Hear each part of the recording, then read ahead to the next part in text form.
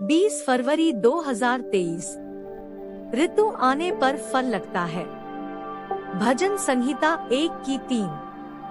वह उस वृक्ष के समान है जो बहती नालियों के किनारे लगाया गया है और अपनी ऋतु में फलता है और जिसके पत्ते कभी मुरझाते नहीं। ऋतु इसलिए जो कुछ वह पुरुष करे वह सफल होता है। मेरे प्रियो, ऐसा कोई भी व्यक्ति नहीं है जो यीशु मसीह पर विश्वास करता हो और जिसने बपतिस्मा लिया हो और जिसके लिए परमेश्वर की योजना न हो। यानी हर एक व्यक्ति के जीवन में परमेश्वर की योजना है।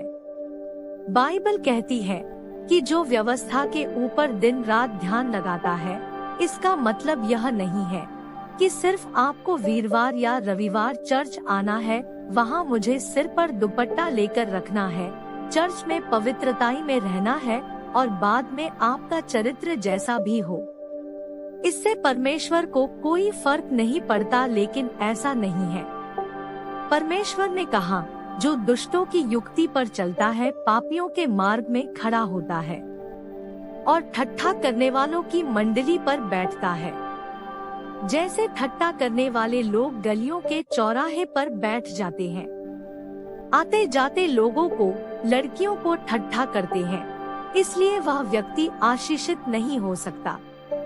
लेकिन वह लोग जो दुष्टों की युक्ति पर नहीं चलता और ठट्ठा करने वालों की मंडली में नहीं बैठता, वह दिन रात यह सोचते हैं कि जो काम हम कर रहे हैं क्या वह परमेश्वर की ओर से है या नहीं। इसलिए वह उस वृक्ष के समान होगा जो बहती नदियों के किनारे लगाया गया और वह धन्य होगा। मेरे प्रियो, अगर हम आम के पेड़ पर फल लेने जाएंगे तो हमें वह आम नहीं मिलेंगे, क्योंकि उसका समय नहीं आया। वह अपने समय पर फलता है।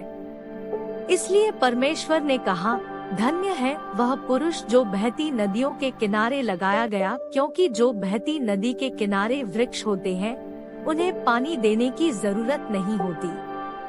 वह पानी नदी से ही लेते हैं और वह अपनी ऋतु में फलते हैं।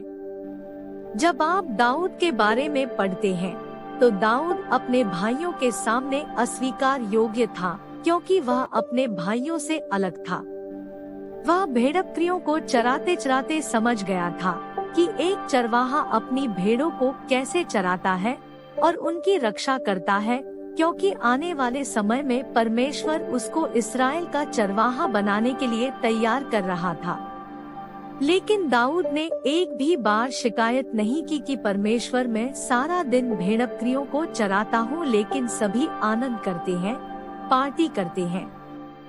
बाइबल कहती है कि दाऊद एक आराधक था।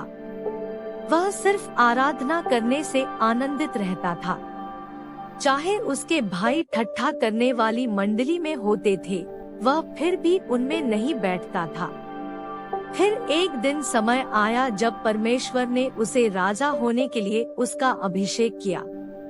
वैसे ही अगर आपके रिश्तेदार आपको पसंद नहीं करते या आपको लोगों की नफरत का सामना करना पड़ता है और आप सोचते हैं कि मैं तो किसी का बुरा नहीं करता, लेकिन मेरे साथ ऐसा क्यों हो रहा है, तो इसका मतलब परमेश्वर आपकी तैयारी करवा रहा है। आपके वृक्ष के पत्ते तो हरे हो चुके हैं, लेकिन जल्द ही फल भी लगने वाला है। मेरे प्रियो, आप भी यहोवा की व्यवस्था से पीछे ना हटे और अपनी तैयारी के दिनों में बने रहे, तो इसका मतलब आपके वृक्ष का फल लग चुका है और आप आशीषित हो चुके हैं। आमीन।